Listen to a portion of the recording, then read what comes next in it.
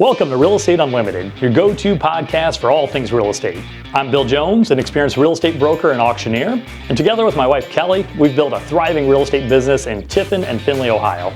But enough about us, let's talk about why we're here. Whether you're buying or selling or simply curious about the real estate market, the Real Estate Unlimited podcast is designed for you. Each episode will bring you insightful interviews with industry professionals, from real estate agents, mortgage brokers, home inspectors, and home designers. We'll dive deep into the ins and outs of the market, offering tips, advice, and insider knowledge. Our goal is to make real estate accessible and engaging for everyone. We promise to keep things entertaining and educational with a conversational style that makes learning about real estate fun. Plus, we'll answer your questions so you can get the information you need. And for my fellow real estate agents out there, we'll have special segments just for you. We want to help you grow your business just as we've grown ours. From tips on client acquisition to the latest market trends, we've got you covered. Be sure to follow us on all the social media platforms for updates, short clips, and more. We're on Facebook, LinkedIn, Instagram, TikTok, and of course you'll find the full episodes on Spotify, YouTube, and Apple Podcasts. Engage with us there, send us your questions, and let us know who you'd like to see as a guest on the next show. Be sure to tune into Real Estate Unlimited. We can't wait to take the real estate journey with you. We'll see you in the next episode.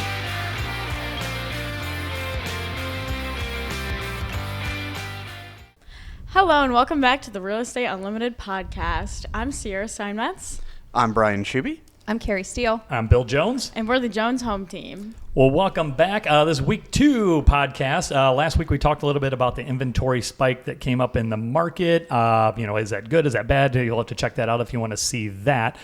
Also, buyer rep agreements. We touched a little bit about that. This week we're talking about funny stories in real estate. So we got quite a few topics with that. That's one of the ones I'm looking forward to, especially Sierra's story. It better be funny. Try my best. Where you can find, also we're going to talk about the Fed rates, what that's done. They just had they're having their meeting now, right? I think that's what they're kind of running through all that. So rate cuts coming up here, what that's going to look like for interest rates. What else? The cash buyers, inventory, what that's going to look like then too. So what are you up against as a buyer? So this whole show is talking about the real estate industry. So if you're watching, you can see it. If you're listening here, we'll do our best to describe what some of these charts look like. As far as days on market for sellers, what that's going to look like for you guys. And, if you're buying a house, selling a house, if you're a real estate agent, you should have a relatable story. So we'll get right into it. So funny stories, being a real estate agent. I've been doing this almost 20 years, so I should have a handful of them here. But Sierra, right before we went on, had a fantastic story. You were showing houses this weekend, weren't you?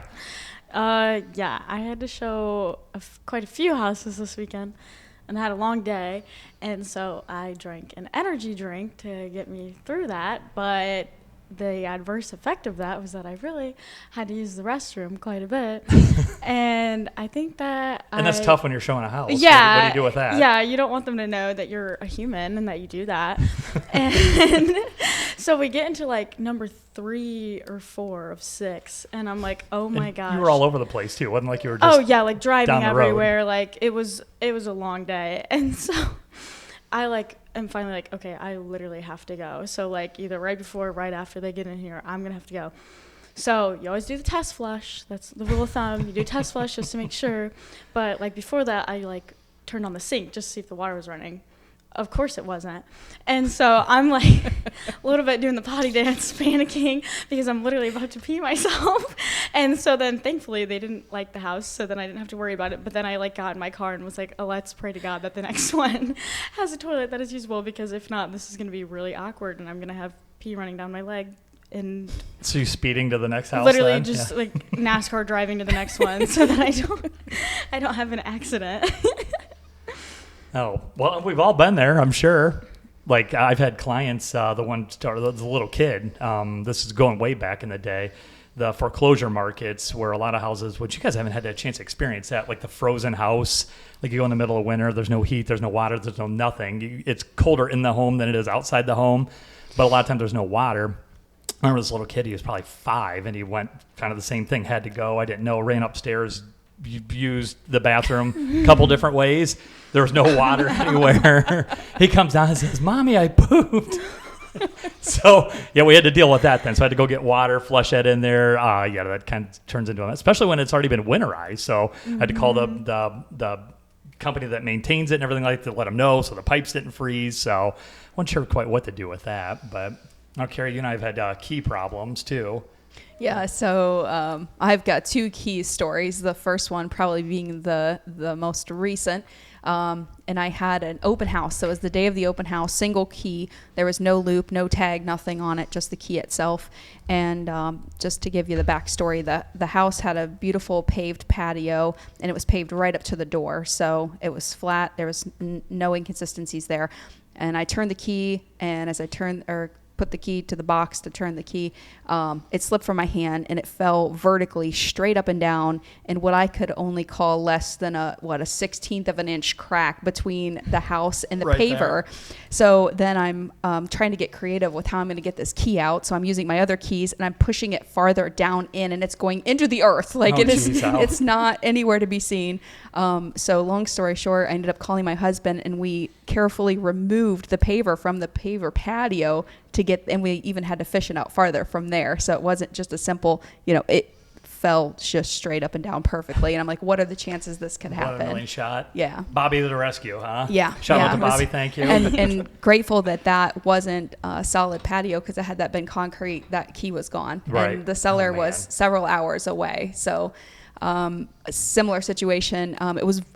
We were discussing this. This was either my first showing or one of my very first showing as a licensed real estate agent. So I'm dressed to the nines with my blazer and my pencil skirt and high heels, and I go up to this $500,000 house, and there's a porch, and I walk up, turn the key, and I'm just as excited and nervous as can be, being one of my first showings, and drop it underneath the porch with the buyer standing directly behind me. So I remember already you calling me about that. I was already nervous, and so I have to kind of backtrack and go around and literally dig under the porch in a pencil skirt to try to find this key. So we're human. Yeah, we're human. But did you get the house sold? I'm trying to think that. You wrote an offer, I think. Yeah, we did write an offer. Yeah. Well, at least you were there. Yeah.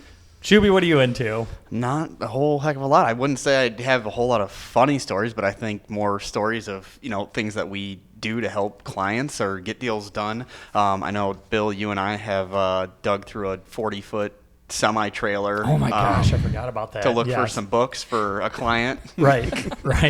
Well, a little bit of backstory. We'll try not to say any names or put anybody on blast with something like that. But yeah, we had to find, was it a book? Something like that. Some books for She college goes, I got a something. small trailer I need to look through. And it was a semi-trailer. It was a freaking semi-trailer. We had to die, and I crawled all the way across the top of it into the back of this trailer. And it was 100 degrees. Yeah, it was very hot. Oh my Lord, I forgot about that. I think I blocked that one out. I think we've all been crawling through windows, and I've mowed a couple of yards, I think, to get things done. Aww. So, yep, do what it takes. And I think we've all kind of had that key story. I had one as a house on Apple Street. I'll never forget it. Exact same thing. Getting it out of the lockbox, and it dropped and went perfectly through the deck. Like I could do it 1,000 times and never do that again. And it was gone. So I called the other agent. I'm like, well, we need a key. Well, that's the only key they had for the entire house apparently then. So Of course. Yeah, I know. So they're like, well, crawl through the window. The window should be unlocked. So yeah, there you are, client watching you try to cat burglar into a house. The neighbors are then. like calling the police. Oh my Lord, yes. Scaling the side of a vinyl siding. Yeah, I don't ever they had to replace the locks or something on that house then, I'm sure. But yeah, that's nuts. Anybody else got any? I'm sure we have. I know Janet's always talking about a bunch of crazy stories here. We need to drag her on here to. Oh my! She's got her book. She's seen some things. Yeah, she's seen. If I had a better memory, I could be able to tell you a lot of them here. But that's we'll have some more of those here, I'm sure, as we go through and start thinking about this. So, I guess on a serious note, we want to get into days on market. So if you're selling a house, and if you're watching, you might be able to see some of this. But if you're listening, we'll do our best to kind of explain what we're looking at. So. Some of the programs we have in the MLS to us is tracks and measures a lot of things. New homes on the market, pricing, sold dates, days on market, the month supply of inventory. We'll dive a little bit into that in just a second, because a lot of sellers still have that kind of notion that things are just flying off the shelf. And real estate is local, so we're talking about our Tiffin market or Findlay market, Northwest Ohio. If you're listening to this somewhere else, your market might be completely different. But in our little neck of the woods, the days on market and everything with that has seemed to really increase. So it's our perception with the sellers, talking with them, that, you're not necessarily going to have 5 or 10 offers day one, and it's only going to be on the market for a week.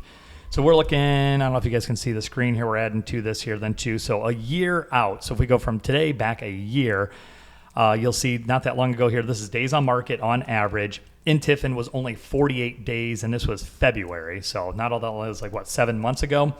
So 48 days. So that means from signing the yard till you're at a closing table was like a month and a half, which is extraordinarily fast because it usually takes, a month? Yeah, that's insane. Yeah. 48 days. Yeah, so a month to get to the closing table. You write an offer today, it's going to take a month usually to get there. So if you can see, it spikes way up here in the next 7 months then. So we're up to 62 days. That's in Tiffin. Findlay 64 days, and the entire MLS is 57 days. So there's been a pretty dramatic increase in the Tiffin area, especially as far as for days on market. That's an average. That means that some of them are several months on the other side of that as well. So that's, I guess, have you guys talk about that a little bit as far as for buyers? I mean, they're not necessarily jumping on the first house that they're seeing now, right? You know, I mean, they're getting a little pickier. Yeah, I think some of that too is, again, talking with the seller, is pricing. You know, if sellers have this high expectation of what they think their home is worth, and I know, Bill, we've had a couple here lately that the seller just wants an astronomical number for something that's not worth that. And again, I think that reflects in days on market then. Right. I'm seeing that too. And honestly, we talk about that, list it, price it to sell or price it to sit. Right. So if somebody isn't going anywhere and they need every penny, then you're going to see it stay on the market a little bit longer versus somebody who's, we're ready to sell, we want this thing gone, and price it aggressively where you get those buyers through the door.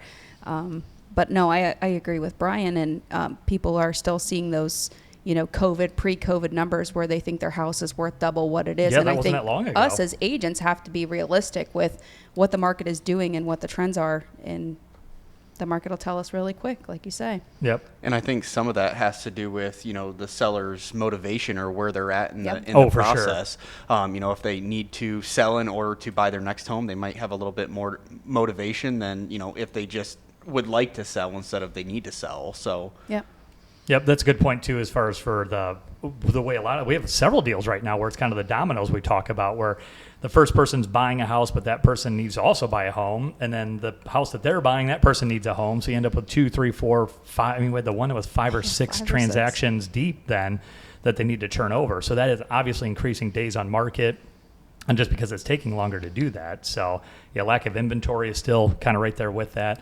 I wanted to touch on, I want to go back almost 10 years then too. So this pulls quite a bit of data. So if you go back, again, 10 years, not that long ago, really, days on market, you are up over, 162, 182, and it's trend down in the last 10 years. But then this recent year has spiked quite a bit back up. So days on market, month supply, again, kind of looking at that. Again, you go back 10 years, 6.5 months of inventory. That means that new homes come on the market. If nothing else came on the market today, you'd have 6.5 months of homes that would be available then. So at the current rate of absorption, when the buyers are buying them, it would take 6 months to clean that off. So right now, we're only at 2 months. So if nothing else came on the market today, we'd be completely out of homes to sell in 2 months. There'd be absolutely nothing, which kind of feels like that now. I feel like there's just nothing to really put in front of anybody. We'll roll right into part of that then.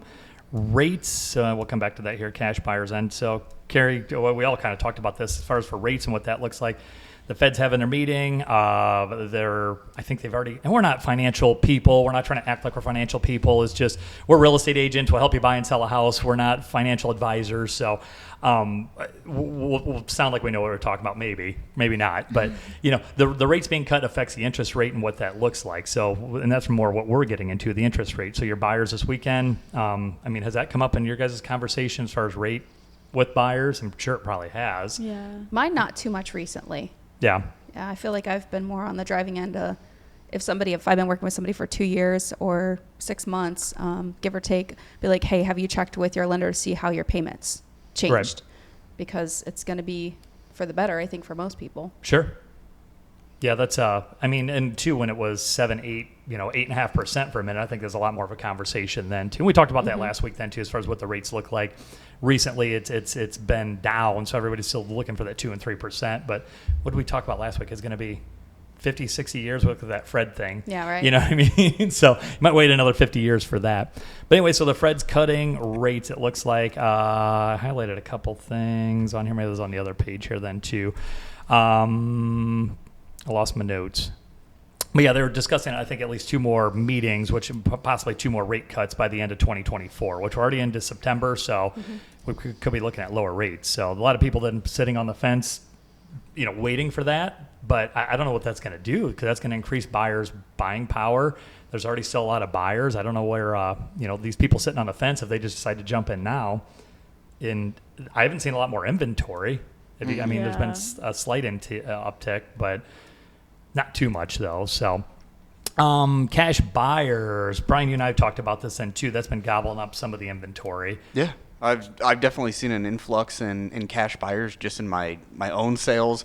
I think we had talked about Market Assured. He at one point said half of the buyers in one of his weeks was all I think cash. he said 50% of the buyers. Yep, were cash. And I think there's, again, people trying to avoid paying the 5s and 6s, even though they might not be terrible, but I think there are people who are trying to still avoid that. All right, that's the one article I said, and again, this is a national article. Mortgage interest rates have risen to all-time highs in recent years. All cash home buyers have trended up significantly in recent months. Since October 2022, all cash home buyers who did not finance their recent home purchase have been more than 1/4 of the real estate market. In January of 24, all cash buyers now standing at 32% of all home sales. So that's nationwide, 32%. And recently here in our local market, half the buyers have been cash. So again, not to sound like an oldie, but I've been doing this a long time, and that was never, ever the case then. So I don't know. I feel like it's kind of been like a long time coming thing with rates being higher as they were. Yes, and now they are coming down, which is great for people that are just now ready to like make that step and buy a home. But those other people that wanted to do it a couple years ago, but were like, there's no way that I'm going to do it at 7% or whatever. They were like, okay, well, let's figure out another option. And that's where we're getting these cash buyers from that are trying to create a different pathway to avoid that, despite the fact that the rates are coming back down now. Right.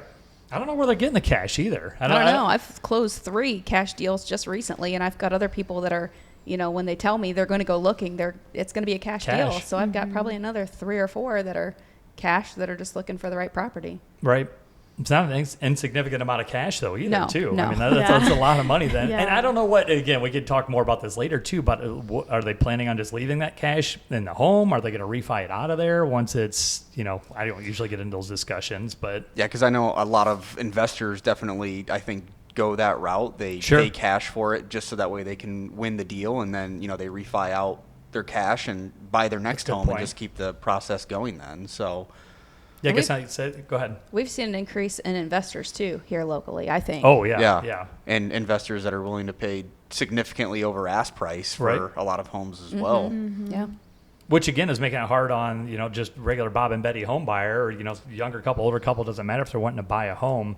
And I think that I don't have the national numbers, but that was nationally has been up, too, as far as for investment, like huge investment companies buying up, not just, because, Brian, we had got a couple guys that are like, firefighters or police, I can't remember what they were, like people in California that are investing, but you got the BlackRocks of the world that are gobbling up huge sections of homes. So I don't know what that's going to look like for our poor home buyers going forward if you got more and more investors doing that.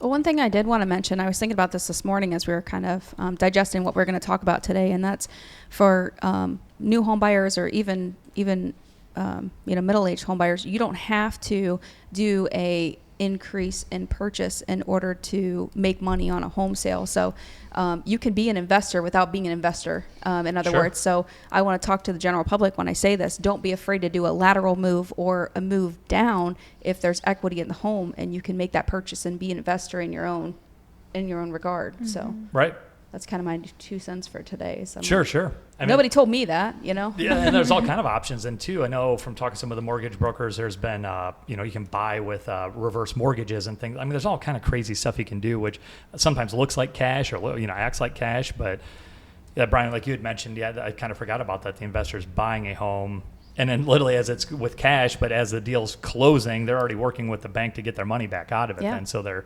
quote cash, but they're rolling it right into a loan. So I don't know. I guess check your mattress, check your loose change in your car. It seems to put you in the best spot. I mean, what's your guys' advice then too? So again, just to talk to our home buyers, what puts them in the best? If they don't have cash, what are you looking at? How do you get in the best position? I mean, definitely I would say you're not seeing as many FHA, USDA, V loans, unfortunately. I mean, some of those loans offer great programs. However, they do have their downsides as well, which I think a lot of people, I was going to say, I haven't dealt with an FHA or USDA buyer in probably at least several months. I think most of my transactions have been conventional or cash. So I would say rate shop. You look at all of these, and I'm not going to name companies, but if you look at these mega companies that are pushing their, zero closing fees or really low interest rates, you have to look at it across the board. They may have really low interest rates, but they've got a high buy-in or closing costs are high. They might offer zero closing costs, but now your interest rate's high. So you really have to, I say three, you want to look at three different banks, lenders, and just get a comparison of what's going to be the best product for you, because what's best for you, Bill, is not for me and Sierra and so on and so forth. So I really encourage buyers to do their homework when they're looking at, and I know it's a lot to, to bite off for a new home buyer, but they could save hundreds of thousands of dollars over time by doing that.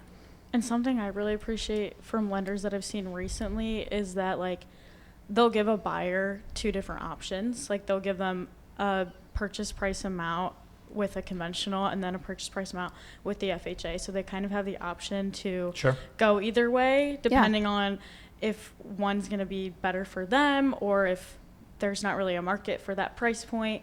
Doing an FHA loan as well, then they could go either way, you know what I mean? Right. Just to give them more options, since we don't have a ton of inventory, and then they aren't stuck in one little box, and they can kind of make that choice and that's as well. made or break, right? Some of the deals, because they were able to say, I really want this house, but it won't go FHA. I'm going to, go the conventional route, and they have those two options. So I've seen that recently too as well. Yeah. Definitely makes it a little easier for them. Yeah, they're going into multiple offers, knowing, and that's... They were FHA, now they're conventional. We can try that FHA, but is that going to work? I don't know. You might want to look at, a more conventional route just to put you in a good spot then. Inspections, I mean, we've talked about that. Again, you don't want to tell somebody not to get a home inspection. I mean, that's our job, is to take care of a client and make sure that they're getting invested into something that is going to be safe and sound for them. But at the end of the day, if you're up against 10 offers, you got to put your best foot forward. And maybe that'd be an opportunity to do your inspection. We've got one of those going on now. Someone wanting to do a home inspection before they're even putting in an offer. Inspection. Which I guess is a little bit unusual for our market, but some other markets not so much. So maybe do that home inspection up front if it's real competitive. I mean, some of these homes, again, we just talked about days on market going up. Yeah. A house has been sitting there for a month, 2 months, 3 months. No other offers on the table. And again, you want to make sure you get teamed up with a good agent. That agent can call that listing agent. Hey, what's going on that property? Is there, do you have an active offer? Do you not? What's the timeliness looking like? And then from that standpoint, you can kind of gauge how aggressive you need to be with an offer. Been sitting there for 2 months or considering a price reduction, no offers on the table. Maybe you got some time to include that inspection in there. But if it is more aggressive, maybe get, I hate saying bring the uncle over, but get somebody over there to look the place over, so you have another set of eyes on it. Because that's huge too.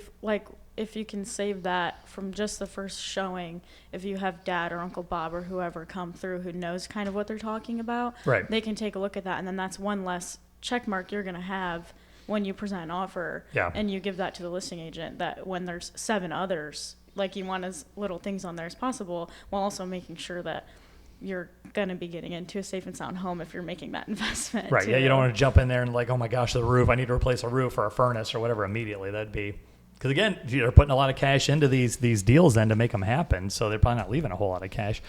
One of us had a deal then too. They had, not to pick on an inexperienced agent, but an inexperienced agent that checked every was that inspection. Us? It was literally not everything to do wrong on an offer, but it was everything to do wrong on an offer in a multiple offer situation. So it was, they didn't win. It was every inspection.